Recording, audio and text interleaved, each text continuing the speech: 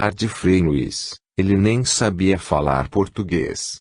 Em alemão, e só foi entendido porque um dos participantes do grupo sabia a língua traço. Começou a falar imoralidades e a enaltecer o seu passado de médico nazista, fazendo saudações a Hitler.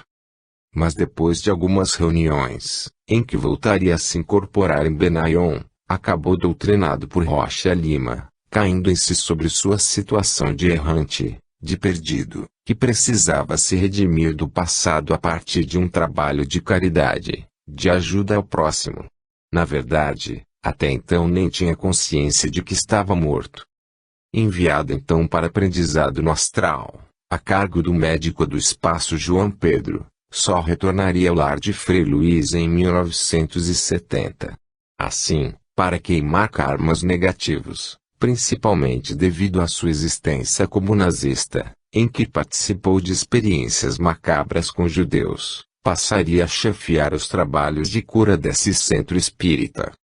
Na medida em que as forças sensitivas de Armando Ramos e Silva se exauriam, o espírito com quem se afinava, João Pedro, terminou dando lugar para o médico do espaço mais sintonizado com o médium Gilberto Arruda. E o aprendizado e as condições ambientes que Frederico encontrou foram de tal porte que, ao passar dos anos, com mais e mais enfermos pedindo ajuda, as reuniões de materialização tomaram uma dimensão inesperada para qualquer um que tenha participado ou estudado sessões do gênero ao longo da história. Afinal, não se tem conhecimento de reuniões sistemáticas que comportem, de uma só vez, cerca de 70 a 80 pessoas, como é o caso da frequência média das sessões de materialização no lar de Frei Luiz, em que de 15 a 30 enfermos chegam a ser atendidos. Existem, claro, exceções à regra, como uma reunião que contou com cerca de 200 pessoas num salão improvisado no 2 graus Celsius, congresso de grupos da fraternidade, realizado em 1955 na cidade mineira de Caratinga.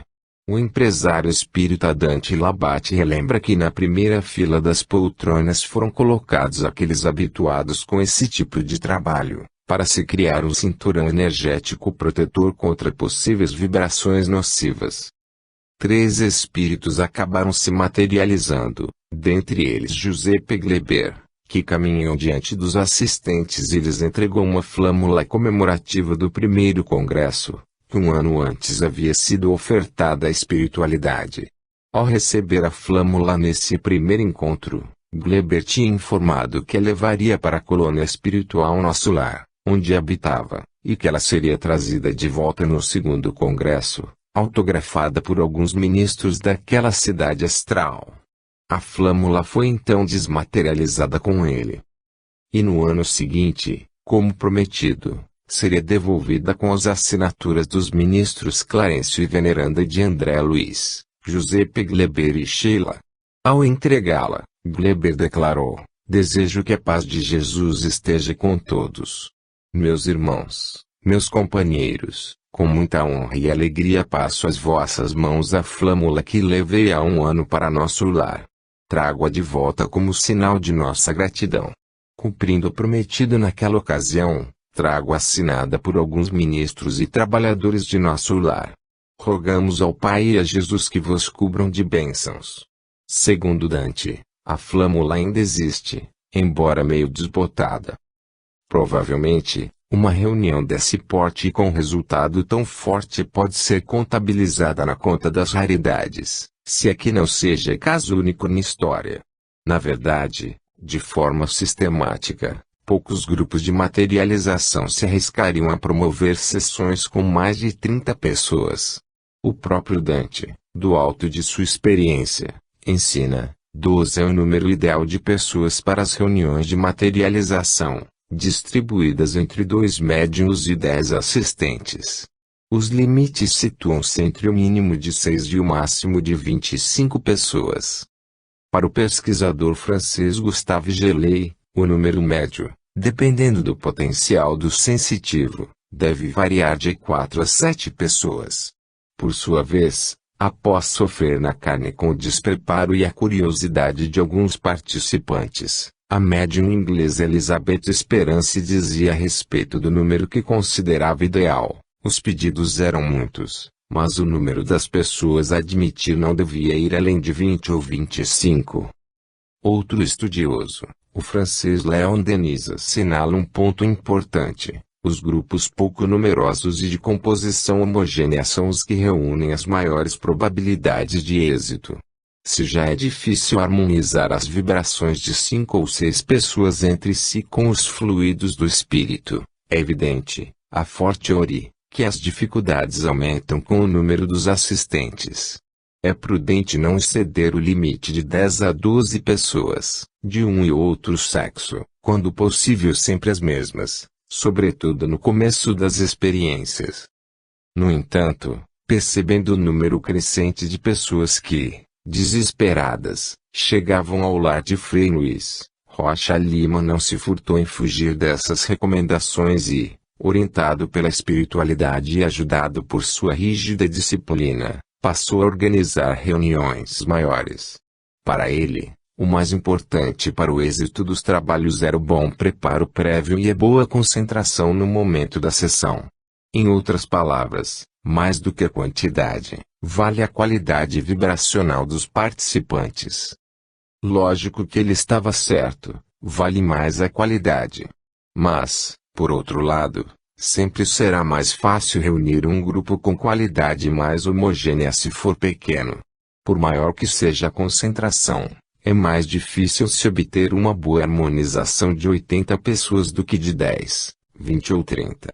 Não é à toa que, do ponto de vista da qualidade dos fenômenos, as sessões da fase inicial do grupo de materialização do lar de Frei Luís são apontadas como mais impactantes, mais luminosas do que as atuais, algumas com vários espíritos atuando de uma vez só. Minha mulher se recorda de ter assistido a reuniões extraordinárias nesse centro espírita no final dos anos 1960, levada pelo tio Armando Ramos e Silva. Os espíritos apareciam fosforescentes, bem nítidos, perto da gente. Já vi de 3 a 4 espíritos se materializando de uma vez só e conversando entre si. Eles se apresentavam vestidos de médico. Tinha um japonês que sempre aparecia com o Dr. João Pedro. Como os participantes sentavam em filas, em semicírculo, junto ao espaço onde os espíritos costumavam transitar, o intercâmbio entre eles era muito maior. O espírito vinha em cada um de nós, tocava e passava mensagens específicas, relembra Célia Rezende. A professora Thais Vaz Rocha dos Santos recorda que Rocha Lima chegava a pedir cuidado a integrantes do grupo que no escuro conduziam enfermos para tratamento, quando surgiam vários seres ao mesmo tempo, pois havia entidades materializadas do lado de fora da porta da cabine mediúnica. Essas sessões reuniam no máximo 30 pessoas, e apenas 2 ou 3 iam para tratamento.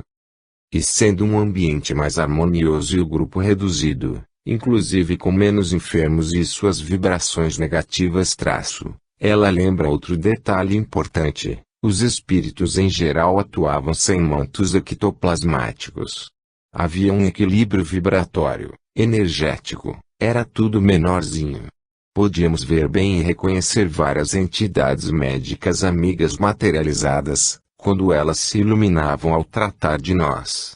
Mas à medida que aquilo cresceu, elas passaram a vir protegidas, encobertas. A maior força das materializações não se explica, porém, apenas por um número menor de participantes, embora, volto a insistir, este seja, para mim, requisito importante para se obterem fenômenos mais intensos. Mas também entendo que, como sempre, há exceções à regra, pois eu mesmo já participei de reuniões luminosas no lar de Frei Luís com quase 100 participantes. O coronel aviador da reserva Paulo Rui Portela, que atuou na fase inicial dos trabalhos desse centro espírita, lembra que era uma época em que o grupo começava suas experiências com fenômenos de efeitos físicos e, assim, precisava mais do que nunca de provas, de ensinamentos sobre tudo aquilo, para ajudar a aumentar a união de todos. Com o tempo e a consolidação do grupo, porém, esse lado, digamos, mais fenomenológico deu lugar a materializações com propósitos eminentemente curativos, fossem mais luminosas ou não, com mais espíritos materializados ou não. Além das características mediúnicas diferentes de Armando e Gilberto, houve realmente uma mudança de enfoque, não de força. O visual ficou nitidamente em segundo plano, independentemente do número de pessoas. A finalidade básica de nossas reuniões não é mais para dar provas, mas, sim, para curar doenças físicas e espirituais ou curar espiritualmente aqueles que chegam em estado terminal, para que possam desencarnar em melhores condições, afirma Paulo Rui.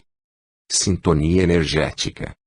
Com o crescimento do lar de Frei Luiz e a procura cada vez maior de enfermos, mais do que nunca se fazia necessário o cumprimento de normas rígidas de limpeza física e mental. Afinal, por mais forte que seja o campo energético criado dentro da cabine de materialização, os espíritos, quando do lado de fora, passam a entrar em contato com campos de forças muito mais diferenciados, uma mistura das frequências energéticas dos médiuns de apoio, dos enfermos e de eventuais acompanhantes ou visitantes. Já participei de reuniões em que foram atendidos pelo menos 30 enfermos, praticamente a metade das cerca de 70 a 80 pessoas que, em geral, iam a essas sessões. Nada mais natural, portanto, que o ser materializado encontrasse um campo muito menos uniforme à sua frente, pois os pacientes normalmente vivenciavam um estado mental, não só físico, muito frágil. Angustiados, ansiosos, deprimidos, preocupados, desorientados, muitas vezes sem a lucidez necessária, podiam naturalmente afetar o equilíbrio básico. Por isso, embora o médium de efeitos físicos fosse sempre um agente fundamental, todos, inclusive os enfermos, eram estimulados a engrossar uma corrente de vibrações harmônicas. Claro que em se tratando de gente leiga ou que desconhecia detalhes dessas reuniões, volta e meia notavam-se pessoas que, à primeira vista, pareciam não ter a mínima noção do que iam vivenciar e o porquê de certos rituais, como preces, cânticos de uso de roupas claras. Acabavam assim entrando despreparadas, sem adoção de regras básicas de disciplina.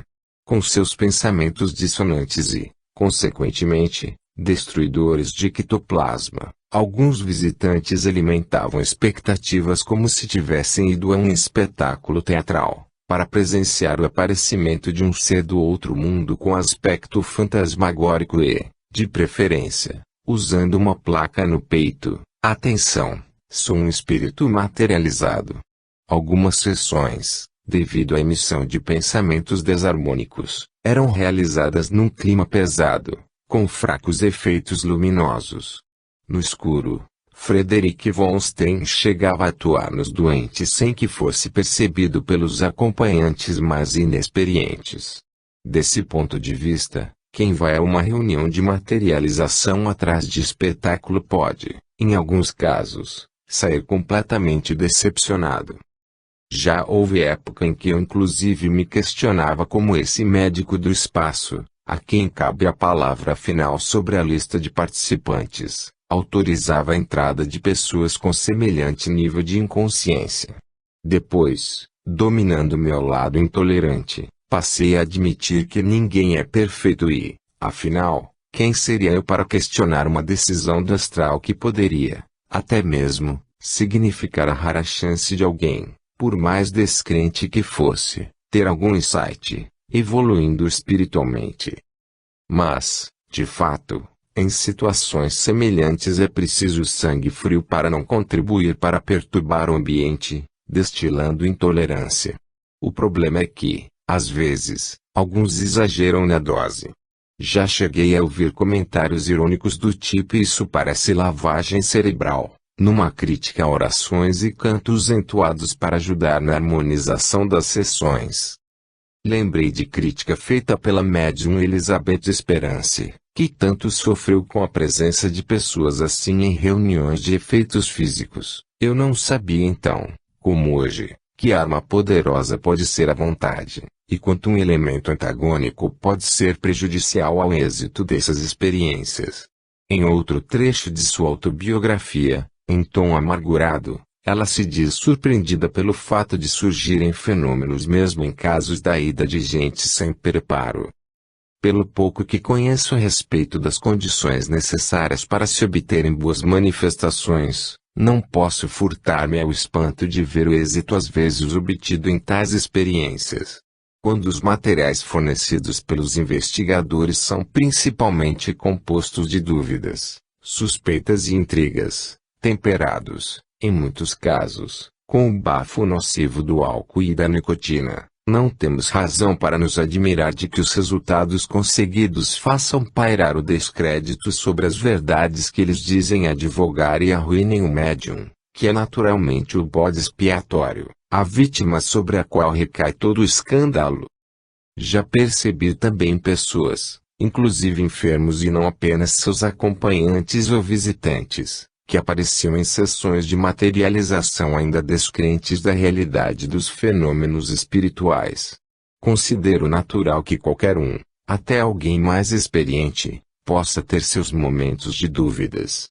Nada mais natural, devido ao apego do ser humano à vida material e sua tendência de duvidar da existência de fenômenos que, na maior parte do tempo, são invisíveis aos sentidos comuns.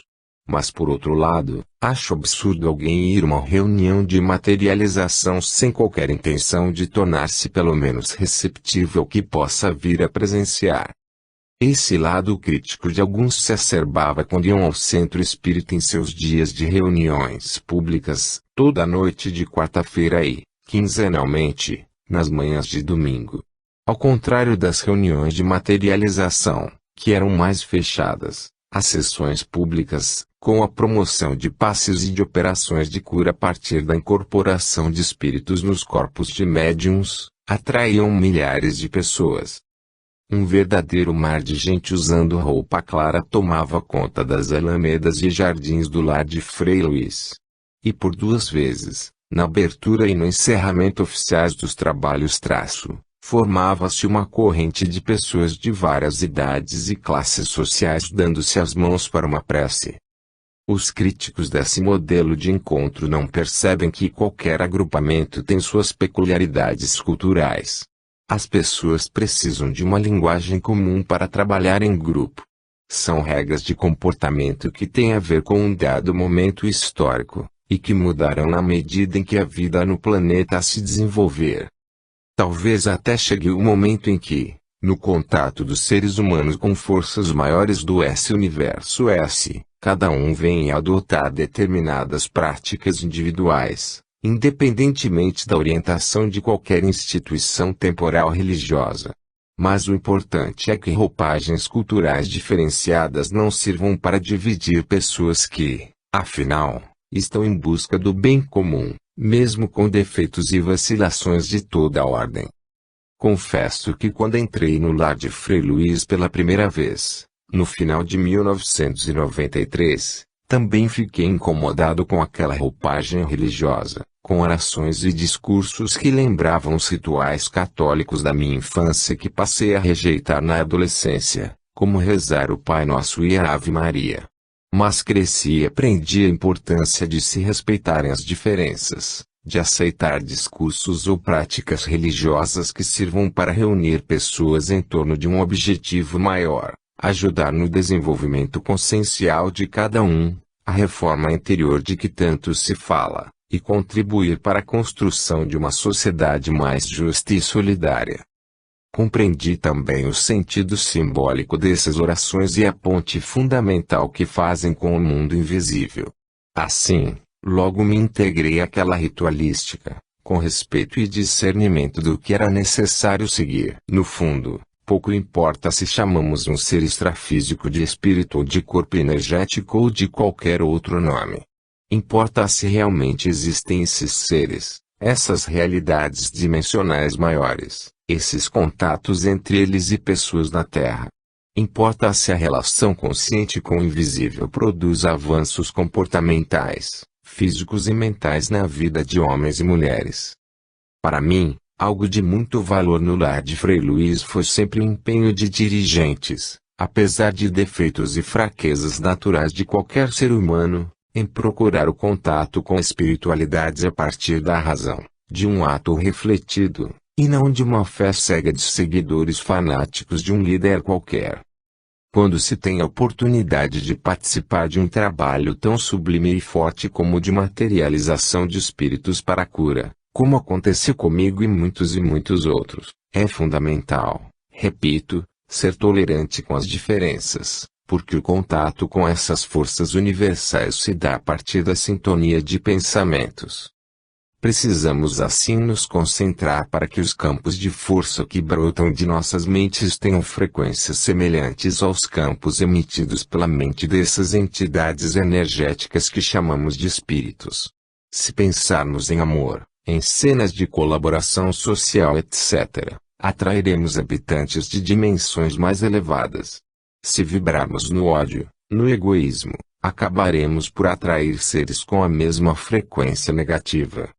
Por isso, é preciso entrar numa reunião de materialização com pensamentos edificantes. Não devemos pensar primeiramente em nós, em nossas angústias, nossas dificuldades, mas, sim, nos outros, no perdão, na construção de um mundo melhor, de paz. É importante pedirmos pela saúde de quem vai para o leito, mentalizando sua cura. Quem estiver doente, pode até pedir por sua própria cura, mas que não seja de uma maneira como se fosse um pobre coitado, atingido por injusto castigo divino. Ao contrário, precisa tentar procurar compreender o porquê de sua doença, e acreditar que ficará bom. E relaxar, entregar-se aos benefícios de um momento de bem-estar e de confiança.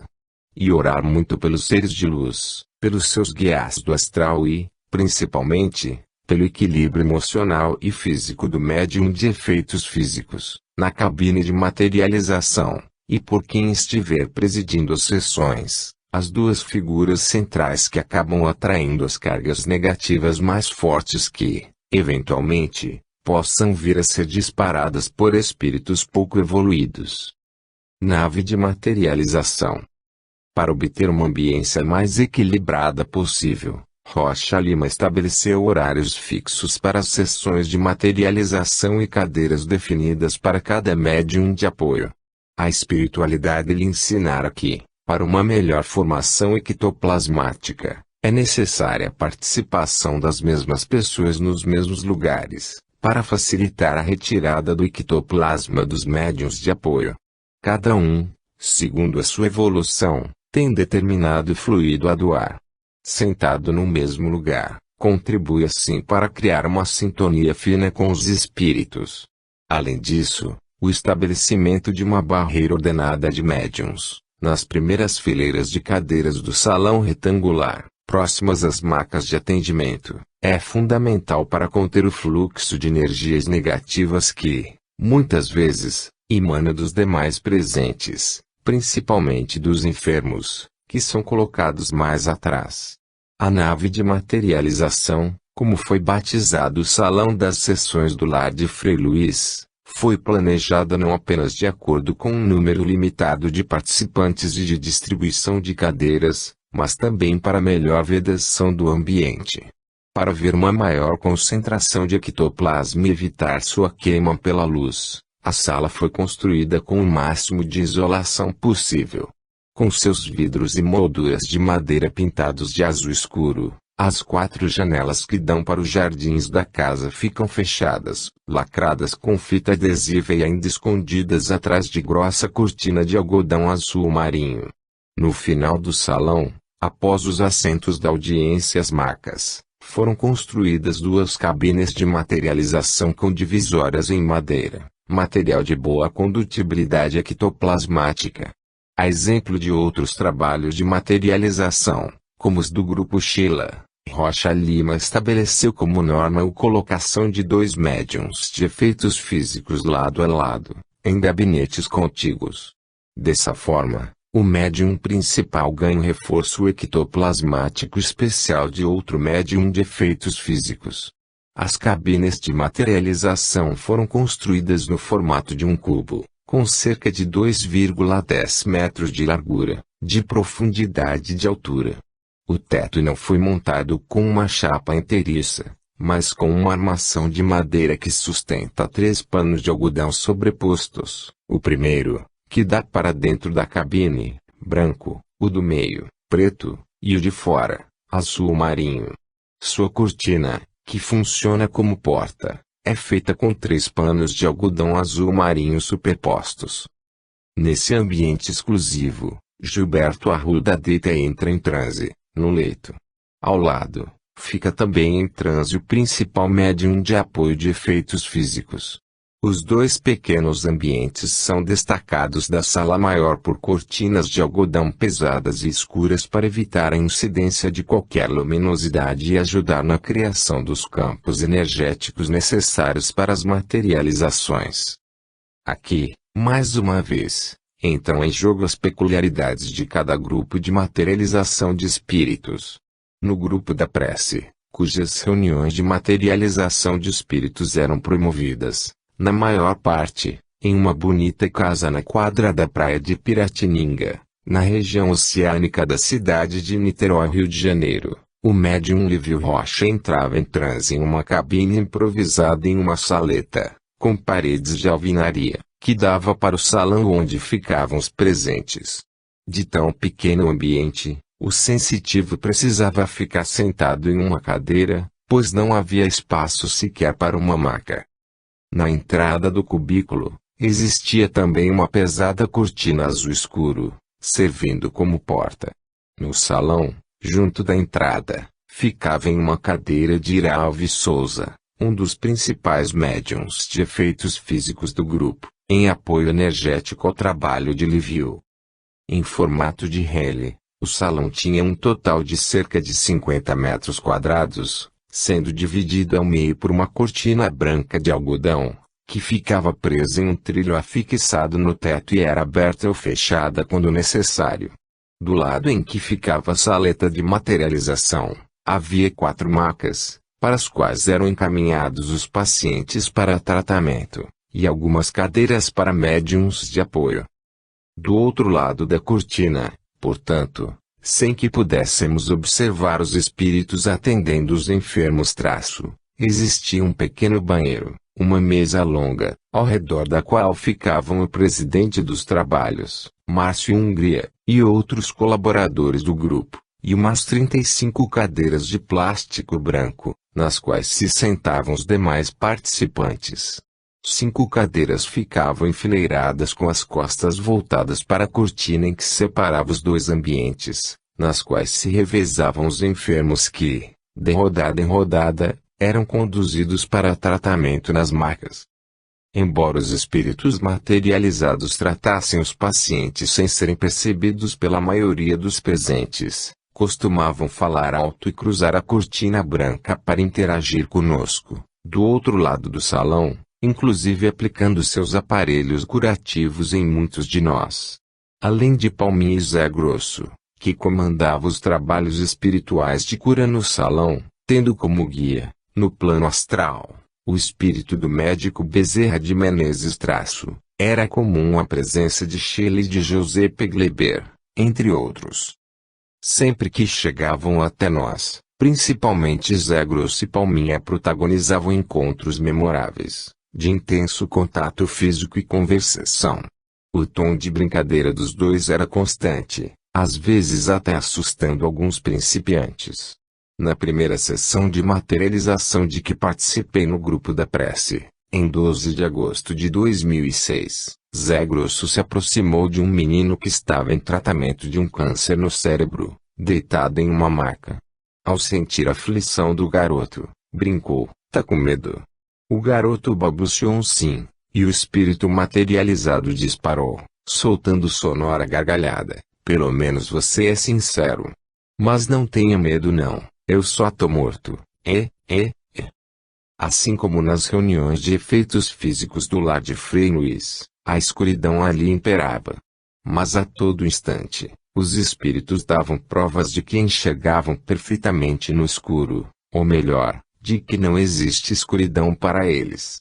Não só viam muito bem, como transitavam com desenvoltura pelo salão.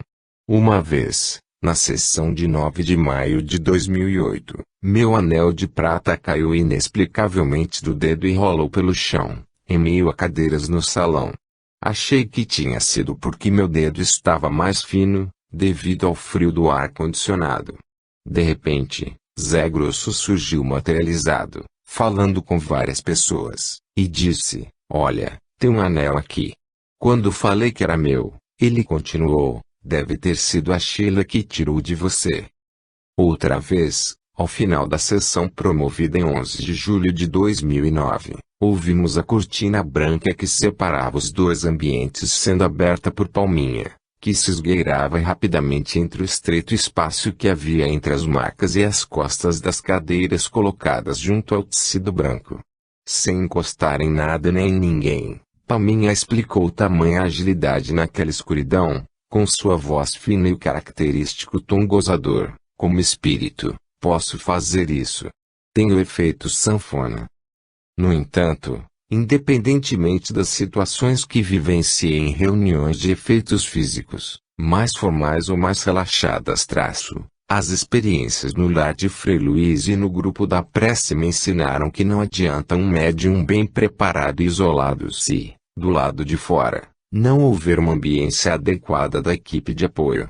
Toda distração, toda queda vibracional da mente prejudicam a boa harmonia necessária.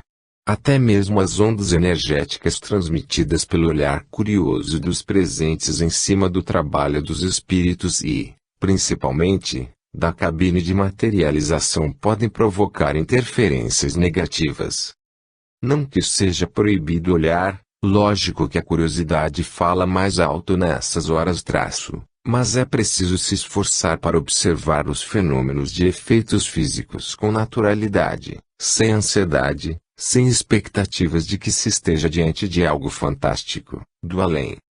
O olhar curioso tem uma intensidade de energia maior do que qualquer outro, porque ele é lancinante. Você aguça, e aí você canaliza todos os elementos da mente através do nervo óptico. Pode até prejudicar uma materialização, sustenta o médium Paulo Larosa. Sendo assim, as pessoas precisam se educar para observar um fenômeno comum da vida, o que, no fundo, é disso mesmo que se trata. Impressionante como alguém extremamente curioso, e, portanto, ansioso, pode atrapalhar uma reunião. Uma vez, sentado na quarta fila de cadeiras, tive minha concentração afetada por um senhor que, bem atrás de mim, deu um suspiro de admiração e espichou o pescoço, quase colando o seu rosto ao meu, na ânsia de ver melhor o espírito. É que, inesperadamente, ao se virar de uma maca onde tinha acabado de cuidar de um enfermo, o médico do espaço Frederic von Stein havia se auto-iluminado e passado a tratar, com seu aparelho curativo, uma médium de apoio na primeira fila de cadeiras. As luzes emitidas fizeram então o espírito surgir em todo o seu esplendor, coberto por um manto ectoplasmático. Para quem já estava habituado às reuniões, a presença do espírito não era surpreendente. Mas para aquele visitante, provocou um impacto visual. São reações, porém, muitas vezes incontroláveis. Mas o que se procura nesses trabalhos de materialização é autorizar a entrada nas reuniões apenas daqueles que estejam com as melhores condições possíveis. No entanto, quem define isso? Como? Em primeiro lugar, por mais que uma pessoa seja indicada por alguém para ir a uma sessão, sua entrada só costuma ser autorizada pelos espíritos que guiam os trabalhos, como é o caso, no lar de Frei Luiz, de Frederic von Stein, que dá a palavra final em reuniões precedentes em que trabalha incorporado no médium Gilberto Arruda, avaliando, portanto, a situação de cada um. O escolhido deve então seguir regras restritas de dieta e de comportamento. A convocação começa às 72 horas antes das sessões, que eram realizadas quinzenalmente, aos sábados de manhã, e atualmente, uma vez por mês, com o chamamento para uma dieta rigorosa, em que são proibidos sexo, carne, fumo, bebida alcoólica ou qualquer outra droga, lícita ou não. É fundamental tentar ficar com a mente calma, com o coração tranquilo, durante a semana. Evitar discussões em casa, no trabalho. Evitar a ira, o conflito. Logo antes de se sair para a materialização, recomenda-se um banho refrescante, lavando seus cabelos, que normalmente concentram muitas energias deletérias, como a poluição atmosférica. Como descrevi, não é permitido comer alimentos horas antes, para não desenergizar o corpo com a digestão nem intoxicá-lo com vibrações deletérias. Pode-se tomar água, um suco ou comer uma fruta leve, se a fome apertar. Nada mais. Nada de colares, relógios, anéis ou pulseiras, pois esses elementos criam energias eletromagnéticas diferenciadas, capazes de provocar perturbações no campo de forças que se pretende formar, prejudicando particularmente o tratamento dos enfermos. No grupo da prece, não havia preocupação com o uso desses objetos, mas o presidente dos trabalhos, Márcio Hungria, pedia sempre que as pessoas não usassem relógios com marcadores fosforescentes, pois a tênue luminosidade prejudicaria as materializações. Já os aparelhos celulares não eram permitidos no salão, mesmo desligados, pois poderiam prejudicar as sessões com interferências energéticas negativas. No meu caso, quando fui autorizado a registrar as reuniões em meu gravador digital, Zé Grosso surgiu ao meu lado e solicitou que eu tampasse com fita adesiva escura o pequeno foco de luz vermelha que se acendia quando o aparelho era ligado, pois atrapalhava a atuação dos espíritos materializados. Tive que desligar o gravador, e só voltei a usá-lo na reunião seguinte, como me foi orientado. O que ficou claro para mim, após essas duas experiências em sessões de materialização, tanto no lar de Frei Luiz quanto no grupo da prece, foi a importância de apenas se evitar o uso excessivo de produtos que pudessem causar perturbações energéticas indevidas, principalmente junto aos doentes em tratamento. No lar de Frei Luiz, por exemplo, a cabine de materialização, santuário número 1 a ser preservado, foi feita inclusive de chapas de madeira coladas umas nas outras, sem uso de pregos. Mas havia, obviamente, exceções à regra de não se usar objetos metálicos. Afinal, embora as macas de atendimento fossem de madeira, as cadeiras da sala de materialização eram de plástico, mas tinham pés de ferro. Além disso, Rocha Lima admitia o uso de alianças, símbolo do amor que une os casais, e de óculos. Mas os óculos deviam ser retirados se a pessoa tivesse que ir ao leito, para tratamento.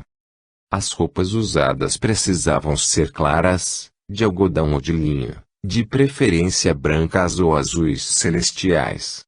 O elemento sintético e a cor mais escura atrapalham a penetração no corpo das energias regeneradoras irradiadas pelos médicos do espaço. Não existe mistério nisso nem nada de sobrenatural. Com a palavra o professor de física Paulo Larosa, todo tecido sintético bloqueia energia. Porque uma roupa de tergal dura muito. Porque não absorve energia do ambiente, ela bloqueia a troca de energia. Ela bloqueia a energia da água, bloqueia a energia elétrica. Então, dura muito. Já o algodão, não. Como é um tecido natural, passa energia por ele. Tem boa condutibilidade. E por que roupa de cor clara? Porque o branco simplesmente é a transparência, você consegue ultrapassá-lo facilmente com qualquer tipo de energia.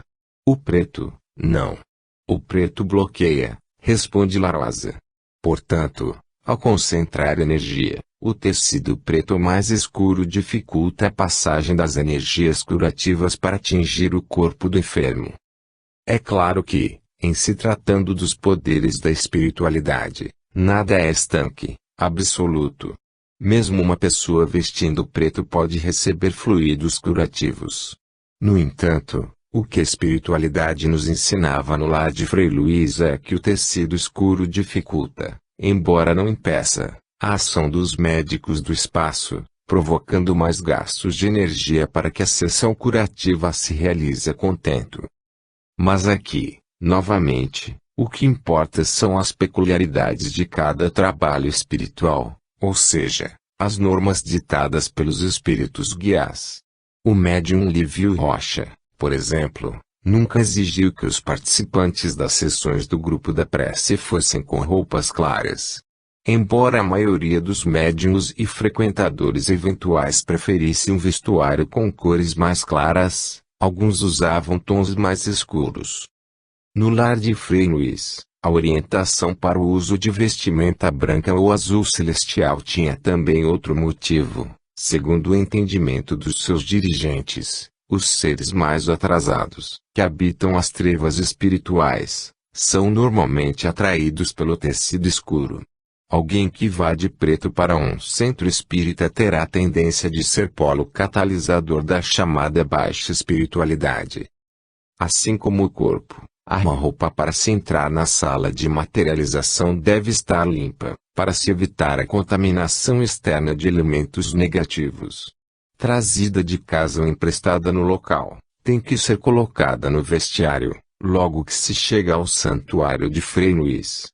Até as roupas íntimas, de tecido natural e claras, devem ser trocadas. É necessário se evitarem calças com zíper de metal, usando-se preferencialmente as de moletom de algodão. Por sua vez, nas sessões do grupo da prece, a orientação era outra, pois não havia preocupação de se trocar a roupa do corpo, mesmo que tivesse zíper de metal. Mas em ambos os trabalhos de cura, meias e casaco de algodão eram muitas vezes indispensáveis. Com a ajuda de aparelhos de ar-condicionado, a sala de materialização é mantida a uma temperatura média de 12 graus Celsius. Por que tão frio? O frio favorece a aglutinação das moléculas que formam o ectoplasma, em seu estado gasoso. Quanto mais frio, mais condensado fica o ectoplasma. E quanto mais condensado, mais condições os espíritos têm de manipular esse ectoplasma. A condensação ideal se faz nessa temperatura, ensina Larosa.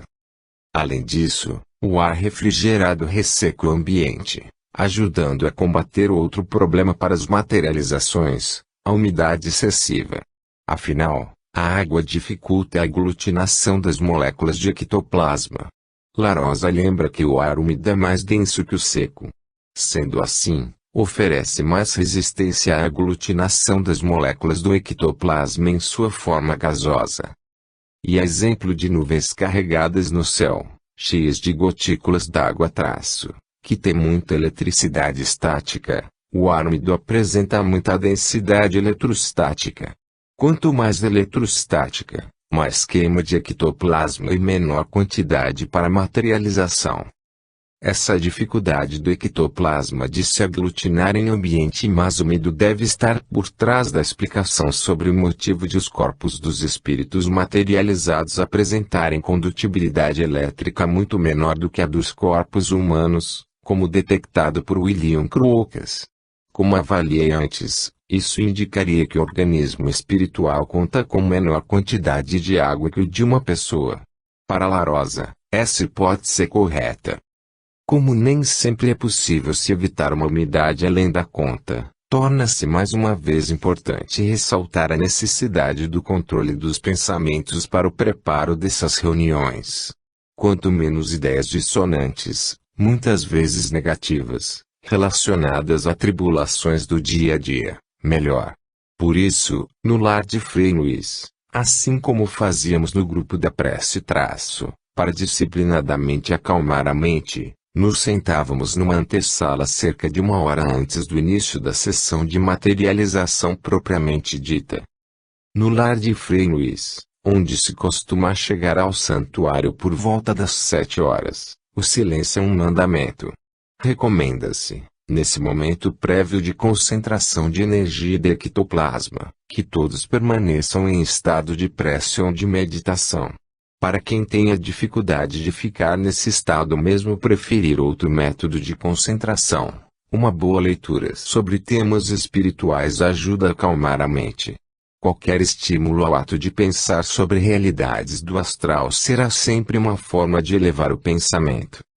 Na prática, quando buscamos elevar o pensamento, entrando em sintonia com o alto, acabamos por aquietar nossa mente, o que provoca a redução dos batimentos cardíacos e da pressão arterial, trazendo benefícios ao organismo, principalmente ajudando a absorver energias espirituais curativas. Prece que pode significar uma oração qualquer, desde que com ideais sinceros, do coração, e não apenas decorada e da boca para fora, ou mesmo uma conversa íntima com nossos guias protetores do espaço.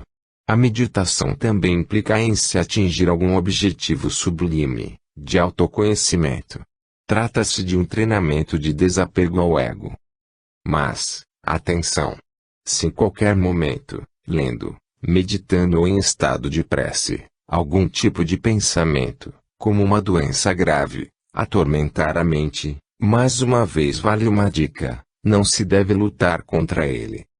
Uma ótima tática para isso costumava ser ensinada por Ronaldo Gazzola quando, na antessala das materializações, fazia uma pressão para as pessoas que participavam pela primeira vez dessas reuniões. Se surgir um pensamento negativo, não o brigue com ele, apenas lhe contraponha um pensamento positivo. Se a mente for atraída para um momento desagradável da vida, pense imediatamente numa outra fase, positiva. Se lembrar de uma situação adversa de trabalho, reflita sobre um momento de solução de problemas ou mesmo sobre férias maravilhosas. Assim, sem maiores lutas internas, os pensamentos seguirão seu curso, fluindo livremente. Quase ao final dos preparativos para se entrar na nave de materialização, um dos integrantes do grupo, o empresário Agenor Afonso do Amaral, comunicava a cada enfermo uma senha pela qual seria chamado mais tarde, no escuro, dentro do salão, para que se deitasse numa das macas de tratamento. Eram também transmitidas, por quem estivesse comandando os trabalhos, palavras de orientação para os presentes, principalmente para aqueles que chegavam ali pela primeira vez. Tudo, enfim, servindo para estimular as pessoas, principalmente os visitantes, a entrar em sintonia fina com a espiritualidade.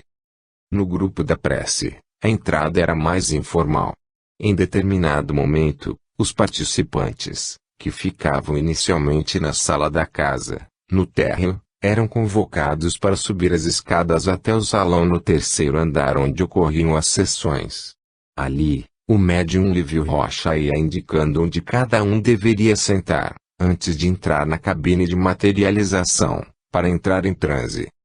O importante, nos dois casos, era ter sempre como meta um sentimento de integração com a natureza, com esferas universais, como no caso da meditação, ou estar antenado com pensamentos sublimes ligados à espiritualidade, ao amor, à fraternidade, à ajuda ao próximo, à construção de uma sociedade solidária, como no caso da prece.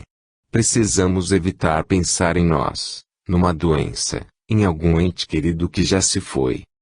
Os médicos do espaço sabem muito bem os problemas de cada um, não há por que ficar invocando-os. Pensar em fatos negativos e tristes só cria vibrações baixas e desarmônicas, atrapalhando a concentração essencial para a liberação do ectoplasma de todos e para o trabalho espiritual de substituição das células doentes dos pacientes. E para ajudar a criar essa harmonia com o alto, antes mesmo de começar uma prece, uma meditação ou uma leitura, eu costumava construir mentalmente fachos de luzes brancas, que são regeneradoras de energias vitais do corpo passando a banhar todo o ambiente com eles, para limpar cargas negativas que pudessem estar presentes. Alguns não conseguem perceber essa realidade, mas a mente concentrada tem alto poder de atuação, capaz inclusive de promover a limpeza energética de um lugar. Se todos em torno de um grupo fizerem isso, a limpeza será muito mais forte e abrangente. Outro recurso usado no lar de Frei Luís para se criar uma ambiência adequada é a música, tanto na antessala quanto na nave de materialização. Não o batuque, a música pesada, dançante, mas a melodia suave, com harmonias e notas que ajudam a energizar e a equilibrar os chakras das pessoas. Quando prestamos atenção numa música sublime, ajudamos não só a equilibrar as energias do corpo como a criar um clima de sintonia comum. Enfim, as melodias celestiais, seja de música clássica ou de New Age, contribuem para nos colocar numa vibração mental semelhante. Ajudam a trazer paz ao coração, à mente. Ajudam a liberar ectoplasma. Por isso, na criação dessa sintonia harmônica com o astral, momentos antes de entrar na sala de materialização, os presentes eram convidados a entoar a canção a Frei Luís. A letra dessa música foi escrita num papel materializado, numa reunião. A sua elaboração havia sido prometida a Rocha Lima em outubro de 1952, por um espírito, como forma de ajudar nos trabalhos de cura, pois contribuiria para a harmonização ambiental. Finalmente, muitos anos depois, na reunião de 22 de julho de 1967, seria ouvida no ar a voz materializada do espírito Frei Leonardo, um dos grandes colaboradores de luz do lar de Frei Luís, anunciando para Rocha Lima a elaboração, por seres superiores, de uma letra que faria vibrar o perispírito. Ao lembrar que naquele ambiente não havia qualquer máquina de escrever, o fundador do Centro Espírita descreveu assim esse momento sublime. Após esta sessão maravilhosa, encontramos sobre a mesinha das flores um papel de imprensa, escrito à máquina, com letras pretas bem vivas, em formato de triângulo, mas quando aberto, configurava a estrela de 8 pontas. Esta representa a estabilidade em ambos os planos, material e cósmico, quando estão em harmonia um com o outro. O número 4, o quadrado, é o símbolo da estabilidade e da confiança. 2 vezes 4, ou 8, indica a estabilidade em ambos os planos. No momento da entoação consciente dessa canção, com os olhos fechados, as pessoas mais sensíveis conseguiam perceber uma união energética entre todos e a natureza do entorno. Era como entoar um mantra num processo meditativo. Sejamos unidos, amigos leais, servindo ao Senhor com fiel devoção. A nossa bandeira é de amor e de paz, mas, de íntima luta, de renovação, ó. Bom Frei Luís, amigo do bem, nos guia feliz, pela vida além. Que em todos os momentos de dor e alegria, esteja Jesus, em nossa companhia. Que a fé no trabalho seja o nosso lema. Construindo na terra o nosso porvir. E a caridade será nosso emblema, em prol da criança, no bem de servir. Ó. Bom Frei Luís, amigo do bem, nos guia feliz, pela vida além. Que em todos os momentos de dor e alegria, esteja Jesus, em nossa companhia. Depois da canção a Frei Luís, quem precisasse deveria ir ao toalete. Com o frio, uma bexiga cheia acabava prejudicando a concentração recomendada na nave de materialização.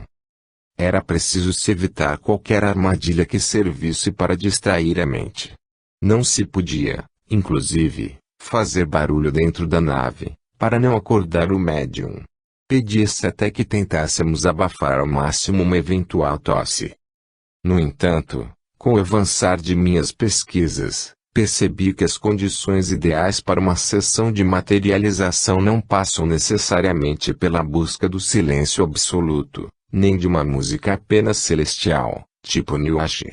Ao participar das sessões de materialização promovidas pelo médium Lívio Rocha, confirmei, mais uma vez, que, no fundo, o que importa são as orientações ditadas pelos espíritos que vão trabalhar com determinado sensitivo. No lar de Frei Luís, as materializações eram lideradas pelo espírito de Frederick von Stein, que pouco falava e praticamente não interagia fisicamente com os presentes. Além disso, o médium Gilberto Arruda demandava silêncio dos presentes para não ser acordado. Mas não era assim nas reuniões do grupo da prece, em que pude vivenciar experiências inusitadas, diria mesmo ruidosas com as materializações lideradas por Zé Grosso, com o apoio direto de Palminha. Enquanto Frederic se portava como um frio e distante germânico, José Grosso e Palminha agiam com o jeito escrachado e expansivo típico de muitos brasileiros. Os dois foram os irmãos José e Antônio da Silva em suas últimas vidas aqui na Terra, tendo integrado grupos de cangaceiros que combatiam oligarquias de coronéis no Nordeste brasileiro fazendo justiça com as próprias mãos.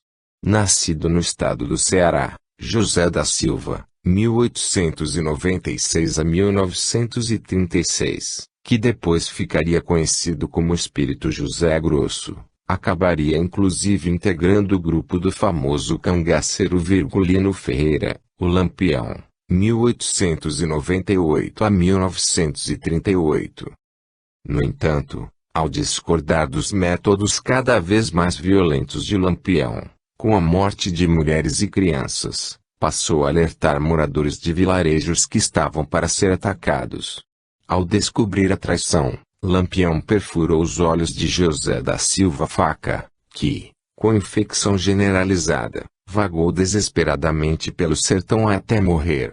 Antônio da Silva, por sua vez, terminaria morto a tiros por policiais, e acabou ganhando o apelido de Palminha porque, segundo ele mesmo nos informou, batia palmas para se comunicar quando começou a se materializar, pois à época ainda não conseguia falar em reuniões de efeitos físicos. Zé Grosso e Palminha são espíritos extremamente brincalhões, que falam alto e gostam de puxar conversa. Nas sessões do grupo da prece, faziam perguntas, em tom de troça, e queriam ouvir respostas.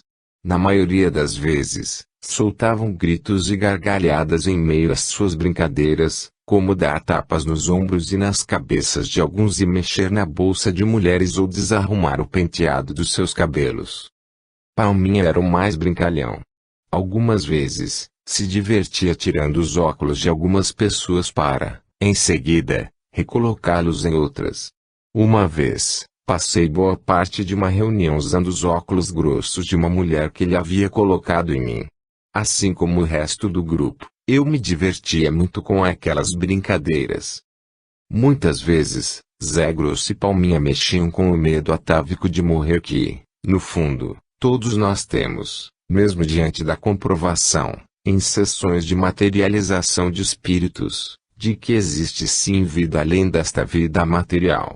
Em suas brincadeiras, os dois adoravam nos convidar para passear com eles de rabecão, numa alusão aos furgões da polícia para recolhimento e transporte de cadáveres. Alguns presentes mais aflitos, incomodados com a estranha brincadeira, respondiam um tanto nervosos que ainda não havia chegado sua hora ou que o espírito deixasse o passeio para depois. Uma vez, na sessão de 8 de março de 2008, Palminha convidou, como de hábito, várias pessoas para passearem com ele de rabecão. Um integrante do grupo da prece, mais experiente com esse tipo de troça, respondeu que se tivesse chegado sua hora, não haveria problema em passear com Palminha. Em tom jocoso, o espírito respondeu então, corajoso, hein? O problema do espírito é que ele tem o maior medo de morrer. O problema da morte é que é que nem elevador, você nunca sabe para onde vai. Pode subir ou pode descer, brincou, fazendo alusão a dimensões espirituais mais elevadas ou mais densas que acessamos após nossa passagem para o extrafísico, de acordo com o nosso aprendizado e nível de evolução espiritual. No fundo, eu percebia que, com suas brincadeiras, Zé Grosso e Palminha estavam testando nossa fé na imortalidade da alma e nossa humildade para entender que não éramos tão evoluídos espiritualmente como alguns deviam achar. Uma brincadeira que Palminha fez comigo, em 11 de julho de 2009, demonstra o que estou dizendo. De repente, no escuro, ouvimos o espírito materializado batendo com uma bengala no chão. Fazendo troça, disse que se o mandassem lavar o chão do Ministério da Boa Vontade, não o faria, por ser velho. Logo depois, passando com desenvoltura por entre algumas cadeiras, se aproximou de mim e deu uma bengalada em meu braço esquerdo, na altura do ombro, e falou: Ronnie, quando você morrer, leva essa bengala para não cair. Às gargalhadas, brinquei de volta, fazendo referência à famosa colônia espiritual, descrita em livros psicográficos.